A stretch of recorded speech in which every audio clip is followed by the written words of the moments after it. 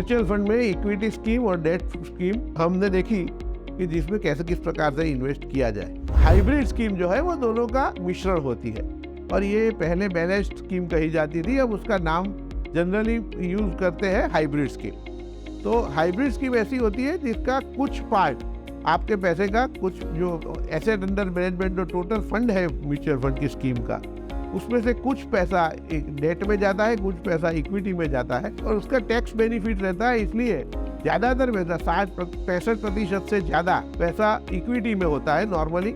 इसके कारण आपको लॉन्ग टर्म कैपिटल गेन्स का टैक्स बेनिफिट भी मिलता है। इसलिए आप जब हाइब्रिड स्कीम में इन्वेस्ट करते हैं तो लगभग समझ कर चलिए कि जो 2/3 पैसा है वो इक्विटी में लगेगा, 1/3 पैसा जो है वो डेट या कैश में रहेगा।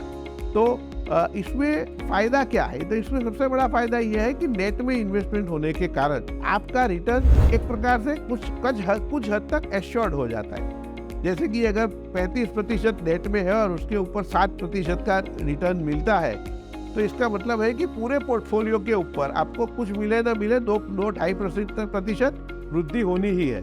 तो इक्विटी में अगर कहीं कम ज़्यादा हो गया रिटर्न, फिर भी आपका ओवरऑल रिटर्न है वो ठीक ठाक हो जाता है।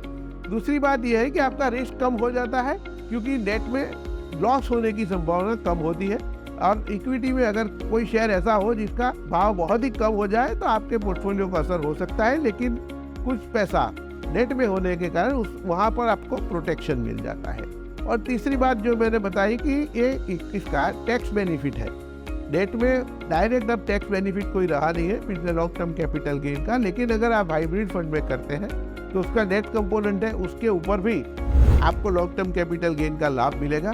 इसलिए ये टैक्स बेनिफिट अब इस प्रकार की इक्विटी और हाइब्रिड स्कीमों में रह गया है, तो उसका भी आपको कंसीडर करना चाहिए आपके टैक्स स्लैब के हिसाब से कि आप अगर हाईएस्ट टैक्स स्लैब में है तो इसका काफ़ी अच्छा फ़ायदा होता है जो आपको रिटर्न को बढ़ाता है। इस तरह से हाइब्रिड स्कीम में अगर आप इन्वेस्ट करते हैं तो ये 3 फायदे हैं जो आपको ध्यान में रखने चाहिए। बाकी तो इक्विटी और डेट दोनों मिलाकर किया गया है, तो आगे उसका जो हमने एनालिसिस किया वही चीज़ें यहाँ पर भी अप्लाई होती है। आप हमारी चैनल देखते रहिए, इंडिया इन्वेस्टमेंट को लाइक करिए, सब्सक्राइब करिए, शेयर करिए।